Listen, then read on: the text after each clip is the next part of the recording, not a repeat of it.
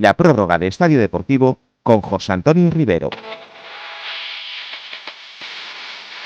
Muy buenas a todos y bienvenidos a una nueva edición de la prórroga de Estadio Deportivo, programa número 11, como jornadas tiene la Liga IA Sport.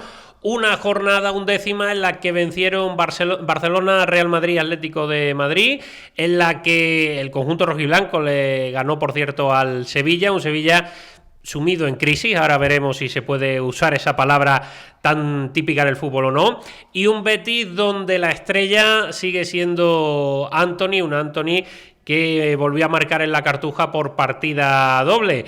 Ahora ampliamos información, ya saben que nos pueden escuchar en Neo FM, en la radio convencional, en el 90.4 de la frecuencia modulada en la provincia de Sevilla, los lunes a las 12 de la noche y, como no, en estadiodeportivo.com. Aitor Torbisco, ¿qué tal? Muy buenas. Muy buenas. Alejandro Cardoso, ¿qué tal? Muy buenas. Bueno, vamos a entrar en materia.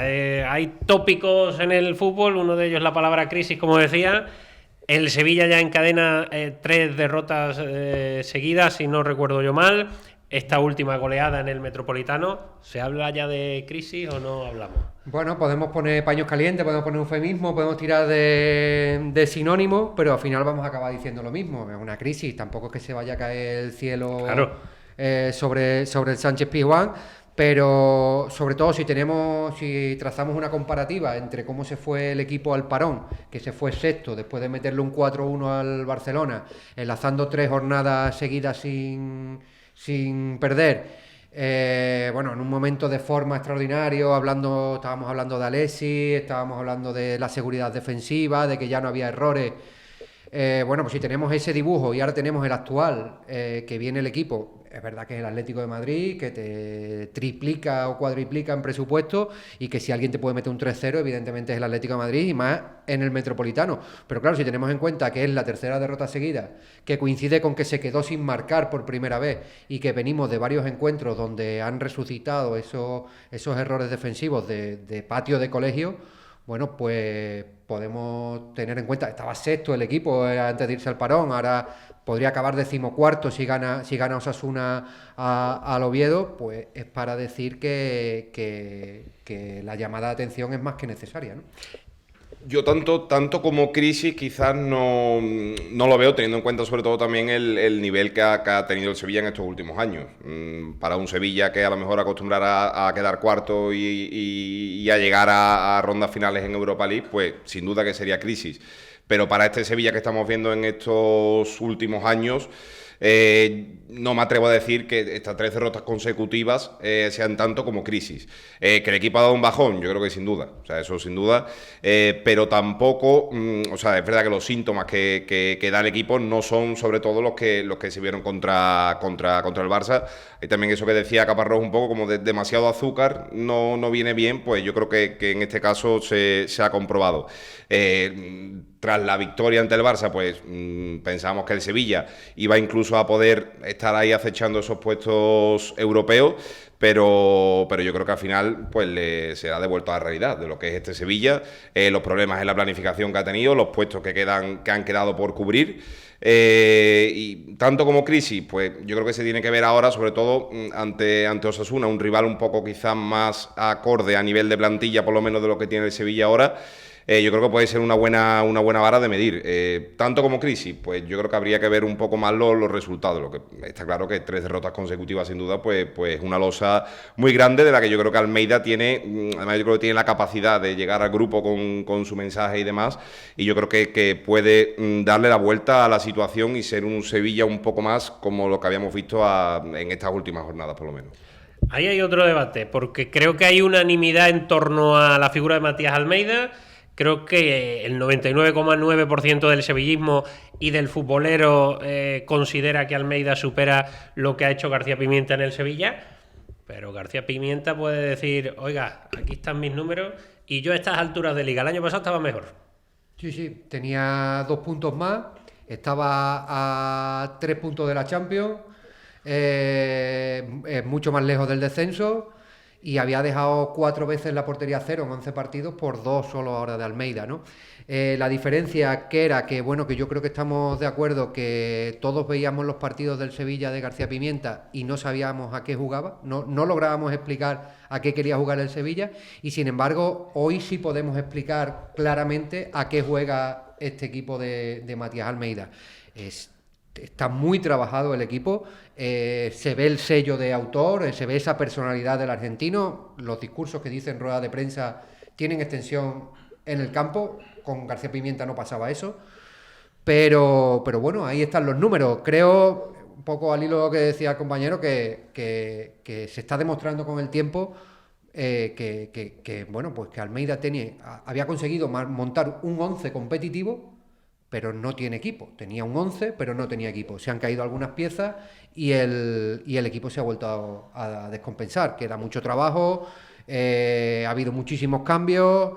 Nadie dijo que fuera fácil. Estoy de acuerdo también en que venimos de una época tan mala que quizás por eso pues hubo cierto exceso de euforia cuando las cosas salieron bien 3 partidos seguidos, pero es verdad que bueno que las carencias, se están viendo las costuras, se están viendo las carencias y se están viendo que Almeida es un buen trabajador, pero de momento no hace milagros.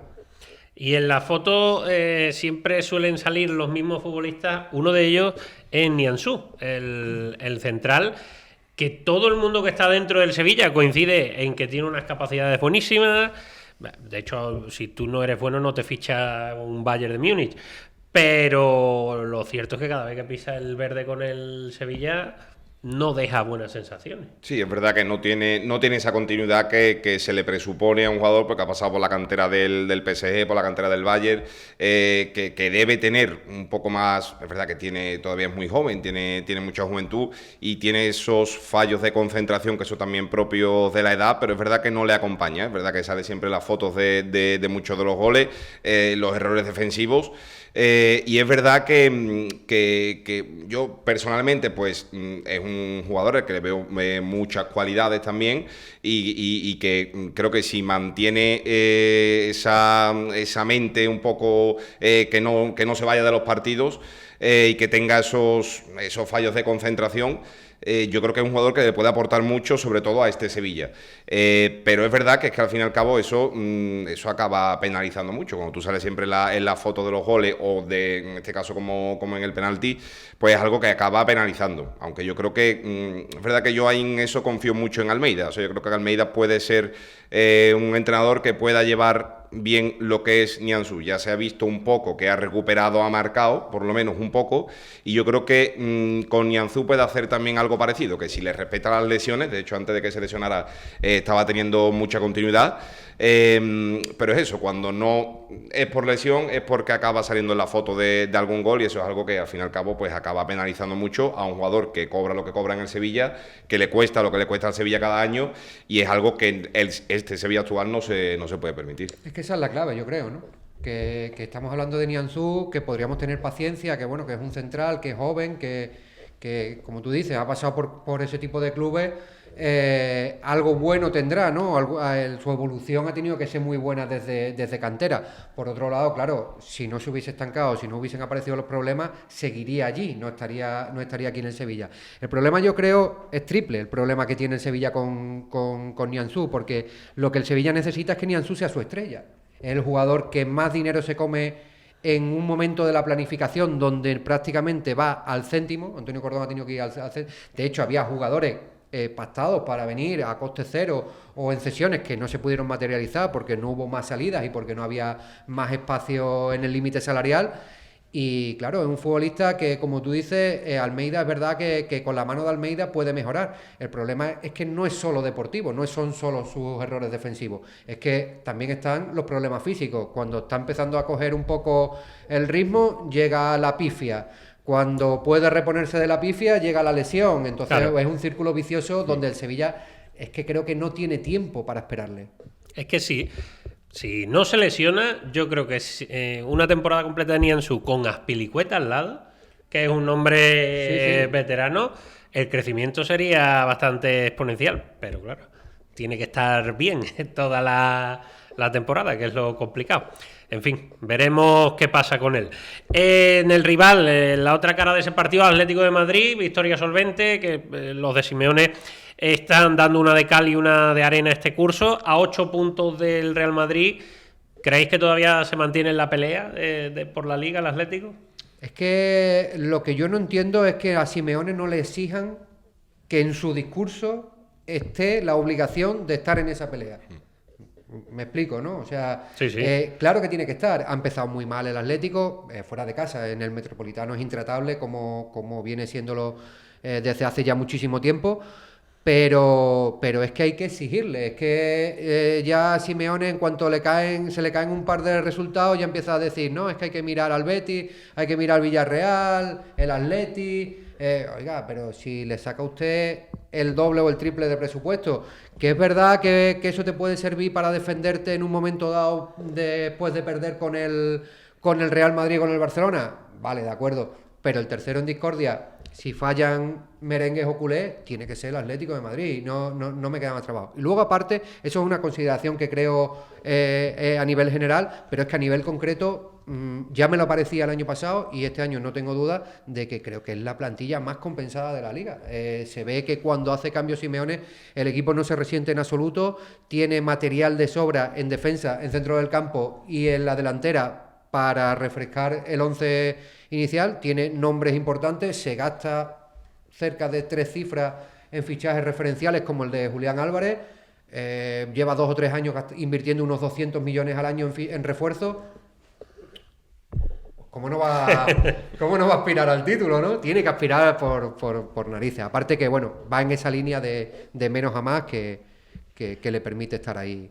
Sí, yo creo que no se le, al final nunca se le acaba cayendo del todo el equipo. Parece que hay veces que está un poco mejor, está un poco peor, pero a final de temporada casi siempre, sobre todo en Liga, es verdad que en Europa ya es un poco distinto, pero sobre todo en Liga yo creo que al final casi nunca se le acaba cayendo el equipo. Yo creo, no sé si le va a dar para competir por la Liga, porque el Madrid está mostrando por el momento un nivel muy alto y el Barcelona yo creo que también está un escalón, no un escalón quizás entero, pero un pelín por encima del Atlético de Madrid.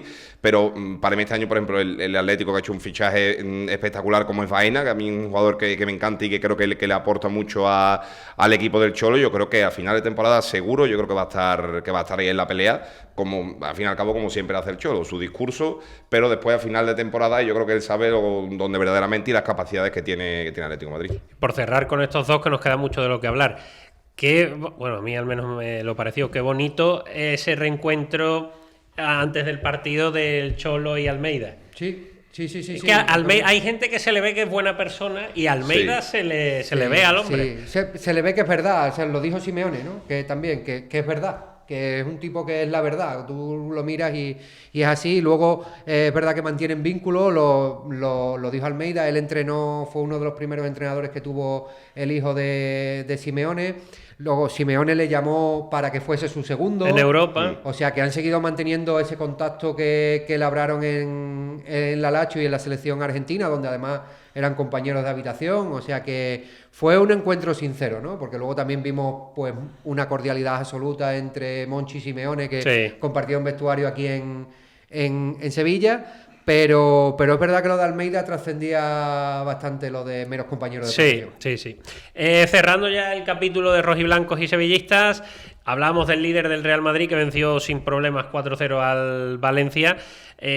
Yo creo que lo destacable, lo que pasa es que cuando hay victorias, pues todo pesa menos, pero fue el no castigo de Vinicius, que la lió en el Clásico, todo el mundo pendiente a ver lo que pasaba, y Xabi Alonso optó por ponerlo de titular. Yo no sé si lo veis bien, por ponerlo de titular, y además hubo un penalti, Mbappé lo cedió cuando el lanzador es él y se falló, que si lo marca, vuelvo a lo mismo. Si al final entra, no pasa nada, pero como lo falló, esa es la noticia. Sí, yo lo veo bien al fin y al cabo, porque Vinicius es un jugador que ha demostrado, y durante estos últimos años en el Madrid, antes de que llegara Mbappé, que es un jugador determinante, que te puede hacer ganar títulos y te hace ganar partidos. Entonces yo creo que ahí Xabi Alonso sí tiene que ir con un poco más de mano izquierda, o sea, como la que ha demostrado. Yo creo que al fin y al cabo ya ha señalado suficiente a Vinicius en el sentido de que cuando ha tenido que dejarlo en el banquillo lo ha dejado. Y yo creo que ese punto ahí del que ha tirado de Vinicius, yo creo que le ha venido bien. Y al fin y al cabo yo creo que no tendría sentido, por lo menos de puertas para afuera, el señalar más a Vinicius, porque al fin y al cabo es eso, un jugador que si está bien lo tienes que meter en la película porque es un jugador que te hace ganar partido. Y yo creo que al fin y al cabo, sin duda, yo creo que tendrían una charla dentro del vestuario y le diría la opinión clara a Xabi Alonso seguro. Y yo creo que hizo bien en no darle tampoco más trascendencia a algo que yo creo que está día a día en el fútbol casi. El problema es que sienta un precedente, que en el Madrid tienen todos la cabeza amueblada, por lo menos eso es lo que parece, pero si otro día Tchouaméni se enfada porque lo cambien, no puedes castigarlo al día siguiente porque te va a decir ¿y por qué a mí sí y a Vinicius no? Pero a ver, todos los futbolistas se enfadan cuando los cambian. Lo que hizo Vinicius fue otra cosa. Ya. O sea, fue ir muchísimo más allá, ¿no? Entonces, es complicado. A ver, Xabi Alonso se está moviendo con pies de plomo. Es importante aquí... no importa tanto la verdad como quién maneja el relato, ¿no? En el Real Madrid han vivido un momento de decisión gordo hace unos años con Mourinho y Casillas, por ejemplo, ¿no? Sí. Parecía imposible que pudiese venir un entrenador que va a estar 2 o 3 años, por muy Mourinho que sea, y por muy carismático y personalidad arrolladora y todo lo que tú quieras, pero estábamos hablando de Iker Casillas, que es un mito para la selección española, para el Real Madrid, para el fútbol en general, ¿no? Y sin embargo, Casillas quedó como el traidor, como el topo, le llegaron a pitar en el Bernabéu, la gente se puso indudablemente del lado de Mourinho. Creo que eso, que además Xabi Alonso lo vivió en primera persona, porque estaba en ese vestuario del Real Madrid, creo que ahí se le está viendo moverse con pies de plomo. Creo que está siendo valiente, porque sí que está haciendo cosas, sí que lo ha sentado, sí que lo cambia, sí que... luego, claro, le quita la cara, se levanta del banquillo cuando ve que viene como un Miura y es que ¿qué va a hacer? ¿Qué va a hacer? No se puede poner a la misma altura, ¿no? Es complicado porque estamos hablando de, por un lado, el Real Madrid creo que tiene una patata caliente que se tiene que quitar de encima lo antes posible, porque es un futbolista joven que puede sacarle mucho dinero y que bueno, que ahora, a día de hoy es un problema más que una solución deportiva. Cuando ha estado a pleno rendimiento ha sido diferencial, pero en los últimos 2 años, en la primera parte contra el Barcelona y poco más, podríamos decir. No, y que tiene a Mbappé que está muy por encima. Y efectivamente, yo creo que ese es el problema. La estrella ¿no? es Mbappé. Si Vinicius lo que quiere es medirse a Mbappé, pues el problema está claro que es de Vinicius. Hay que manejar ahí cómo sacarle rendimiento deportivo mientras esté en tu equipo y al mismo tiempo no debilitar ese activo económico tan importante que tiene el Real Madrid, ¿no? Por contra, un Valencia, bueno, que está hundido. Yo no sé si a Corberán le queda poco plazo. En estas situaciones lo fácil es cambiar de entrenador. Sí, al fin y al cabo yo creo que el Valencia es un poco ahí esa similitud con el Sevilla estos últimos tiempos. Es una máquina de titular entrenadores. Se veía, se intuía por lo menos que Corberán quizás le podía haber dado un poco la vuelta a la situación del Valencia. Un inicio que de liga que no fue malo, pero al fin y al cabo yo creo que los problemas del Valencia van más allá de entrenadores y van más allá de todo la situación al fin y al cabo que tiene el club y yo creo que hasta que no haya un cambio radical en la directiva del Valencia, yo creo que da igual el que venga, ya puede venir yo creo que Guardiola o el que venga, que yo creo que no, esto no hay quien le dé la vuelta. Además después, tema deportivo, Danjuma, que lo estábamos comentando antes, parecía que iba a ser el salvador del Valencia y al fin y al cabo pues se está viendo que Danjuma a día de hoy es lo que es Danjuma, no es un futbolista que te pueda aportar cosas y que tiene esa calidad para aparecer en momentos determinantes, pero no es un jugador que tenga esa continuidad y al que se pueda agarrar Corberán para que le salve la situación. Yo creo que ahí es está ahora mismo el Valencia en una situación yo creo que bastante complicada.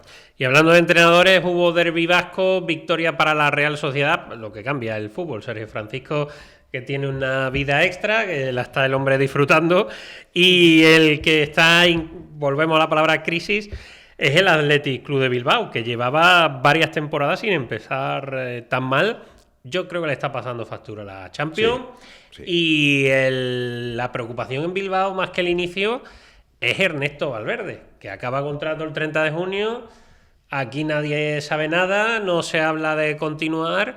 y el Chingurri, que creo que lleva más, no sé si son 10 o 11 temporadas sumando las 3 etapas como entrenador del Athletic, tiene pinta de que puede cerrar otra etapa. Sí, bueno, el año pasado ya estuvo hasta el final, jugando un poco al despiste y sin saber. Lo que pasa un poco que la lo que iba a hacer. Champions al final. Efectivamente, la Champions.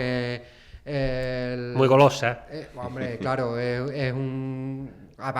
Después de no poder lograr ese reto de jugar la final de la Europa League en San Mamés, que era el gran objetivo de la temporada pasada y demás, bueno, estaba claro que iba a seguir.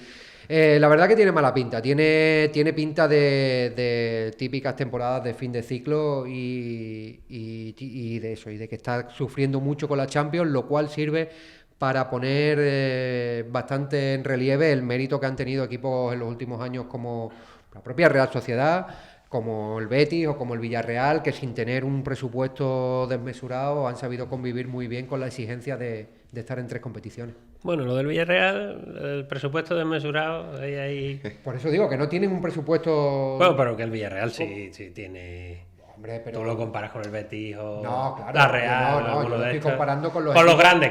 Exactamente, que considero que que no deben sufrir, que son los Lo que pasa es que hablábamos antes de la falsa humildad de Simeone. Y yo creo que en el Villarreal ya también empieza a haber esa falsa humildad. Pero todavía es equipo de pueblo, ¿no? Equipo de pueblo. Equipo de pueblo va a ser siempre, porque Villarreal tiene los habitantes que tiene.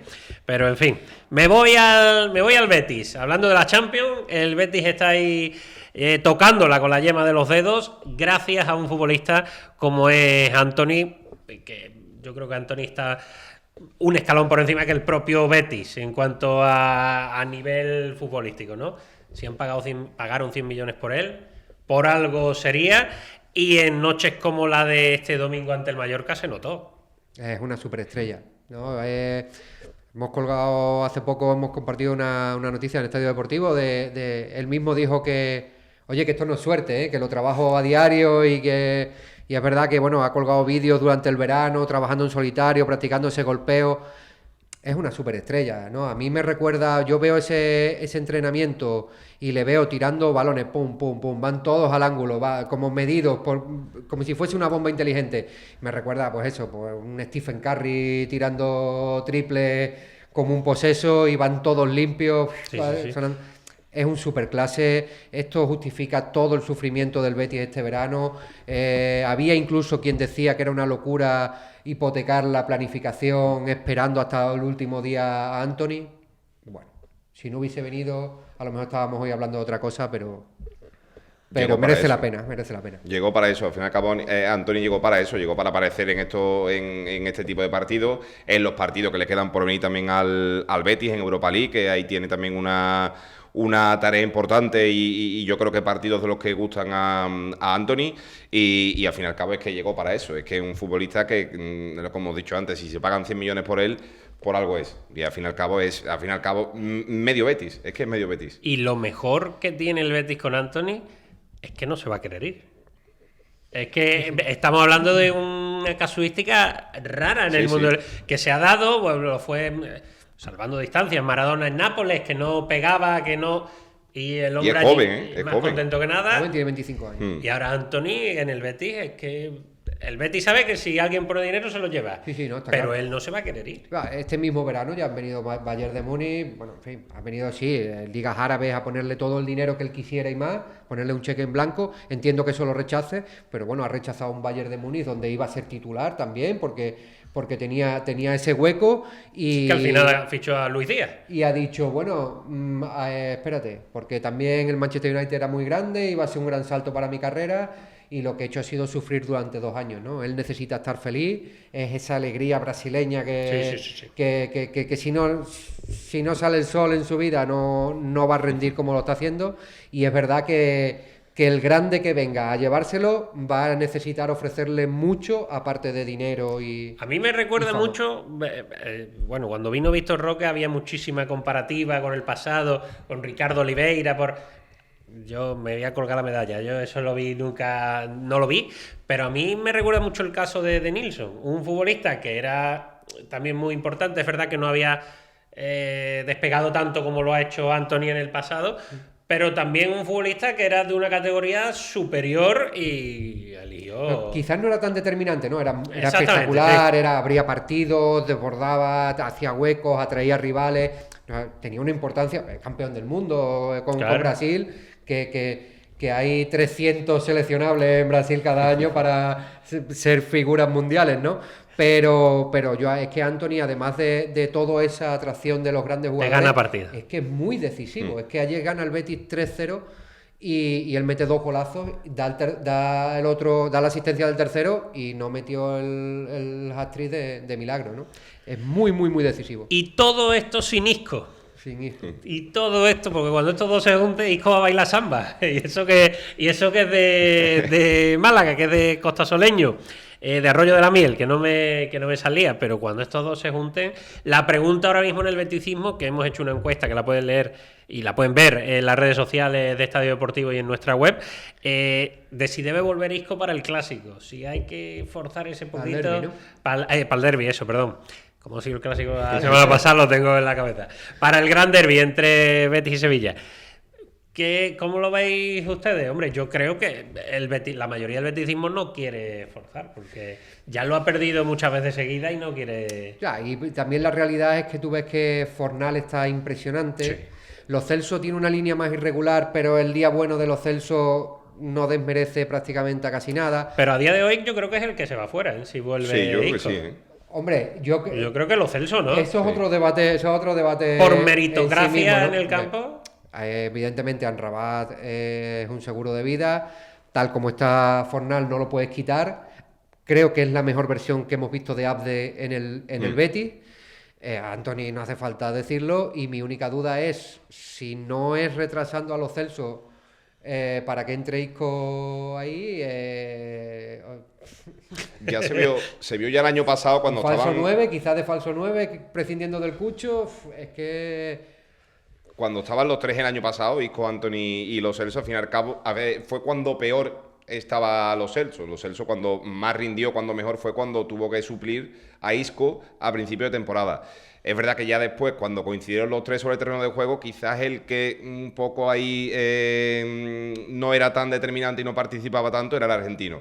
Entonces yo creo que eso Pellegrini lo sabe y al fin y al cabo pues es el futbolista que más calidad tiene de toda la plantilla del Betis y el más determinante, y yo creo que ahí sí sería un poco el damnificado cuando se recupere del todo Isco. Es que retrasar a Lo Celso yo creo que también... que no es su posición. Lo Celso rinde arriba, que no lo puedes poner porque no puedes quitar a Isco, pero claro, es un debate ahí... Hay muchos partidos, también hay Europa, que yo creo que va a haber partido para todos. Sí, sí. Va a haber partido para todos. Si sigue en todo, sí.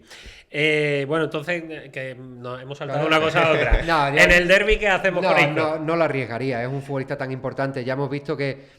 Bueno, y es que solo Isco, con los números de media temporada desde enero hasta junio, con los números de Isco le convierten en el mejor centrocampista de la liga, con goles y asistencias, suma de goles y asistencias, compitiendo contra otros futbolistas pues, que han completado los 11 meses del año, ¿no? O sea, es tan importante el rendimiento de Isco que yo me esperaría que estuviese realmente bien. Son 3 operaciones ya en ese peroné. El derbi son 3 puntos, está a un buen nivel el Betis, yo no le arriesgaría. Quizás meterle la convocatoria por el plus ese anímico, pues quizás sí, pero por asustar más que nada. Yo creo que al fin y al cabo ahí el propio jugador será el que se conoce mejor que nadie, sabe en la situación en la que llega, sabe de la exigencia que tiene el derbi. Y yo creo que el propio jugador será al fin y al cabo el que acabe decidiendo. Lo que pasa es que el jugador quiere jugar, ¿eh? Claro, siempre. Pero, y más un derbi. Pero tampoco querrá el jugador, quizá, con lo mal que lo ha pasado con las lesiones, volver a recaer y perderse más meses de temporada. O sea, yo creo que Isco ya es un jugador con la experiencia que tiene, yo creo que él se conoce mejor que nadie. Es cierto que querrá jugar, lógicamente, pero yo creo que el Betis, además, está rindiendo bien sin Isco. Yo lo que no correría es ningún tipo de riesgo, sin duda, con Isco ninguno. Bueno, y el Betis, que es quinto, hablo de memoria, creo que está a 3 puntos del Villarreal, ¿no? De la cuarta plaza. Este año sí o sí, esa pelea por la Champions, yo creo que... Hay que exigírsela. Hay que... Hombre, pero es complicado. Si volviese a haber 5 plazas como el año pasado, pues. Pero es complicado. Yo creo que el duelo va a ser Betis-Villarreal. Por extensión, por no contradecirme con lo que he dicho antes del Perdón, está a 3 puntos del Atlético de Madrid, Del que es el Atlético, cuarto. sí, El perdón, Villarreal sí. es tercero. Es tercero, sí, sí. Ahora me ha venido. Tercero con un punto más, ¿no? Exactamente. Esa es la pelea. Villarreal y Betis. Yo creo que no hay que exigirle la Champions, la verdad, honestamente. Pero sí que hay que exigirle que esté ahí quinto todo el año, esperando el más mínimo tropiezo de Villarreal o de Atlético si sufriese otro bache para meterse ahí, ¿no? Pero creo que los equipos que están por encima del Betis están obligados por presupuesto a estar ahí y el Betis es un buen aspirante. Yo creo que sí podemos exigirle un poquito, pero no sería un fracaso no lograrlo. Sí, coincido. Al fin y al cabo yo creo que hay que exigirle que en caso de que la Liga sea como el año pasado, de que el quinto vaya a Champions también, ese quinto tiene que ser el Betis. Eso sin duda, al Betis no se le puede volver a escapar que si el quinto va a Champions, no será el quinto. Yo eso sí creo que hay que exigirse al Betis porque por plantilla además yo creo que está bastante capacitado de sobra. De hecho, hemos hablado del caso de Valverde. ¿Puede haber similitudes con el de Pellegrini? Que esta entrada o no entrada a Champions, con todo lo que se está hablando de su continuidad, de su futuro, se ligue a un añito más del chileno, o un 1+1 que contaba Óscar, que cree que es su opinión más factible, o no tendría nada que ver. Bueno, esto es opinión puramente. Sí, no sé, es que a todo el mundo le extraña. Pellegrini desde luego transmite mucha calma.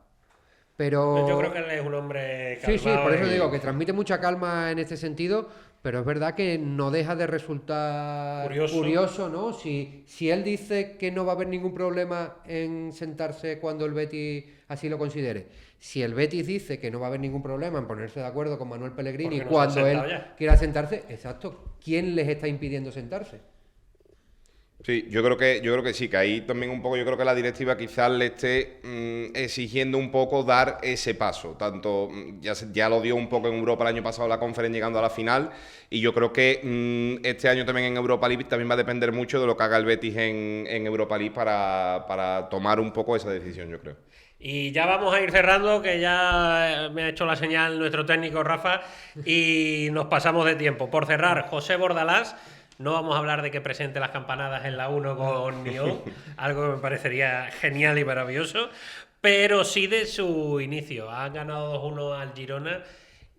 Yo creo que me repito mucho, parece un plato de lentejas, pero es que tiene un mérito de ese hombre increíble. No tenía casi ni para montar la plantilla, ni una convocatoria de profesionales. Y ahí está, séptimo y rindiendo como siempre. Antes hemos hablado del Valencia y hemos dicho que es una auténtica trituradora de entrenadores, y es verdad, porque al Valencia le han dado 3 trapos de limpiar polvo, aguja, hilo, y le han pedido un smoking. Pero bueno, el único entrenador que sacó algo de provecho a una plantilla del Valencia tan limitada fue precisamente Bordalás, que lo hizo subcampeón de Copa y estuvo coqueteando con Europa, ¿no? O sea que bueno, pues la verdad que se acaban los comentarios a favor de Bordalás. Creo que cada vez tendrán menos detractores porque no puede ser de otra manera. El rendimiento que saca a jugadores muy limitados es extraordinario. Es que el Valencia se carga entrenadores hasta cuando funciona. Pues lo ha hecho con Emery, con Marcelino, con Benítez, en fin, un caso aparte, ¿no? Bueno, señores, Alejandro, Aitor, gracias a los dos por venir. Gracias. Y ya saben que nos ven en estadiodeportivo.com. Hasta el lunes que viene. Adiós.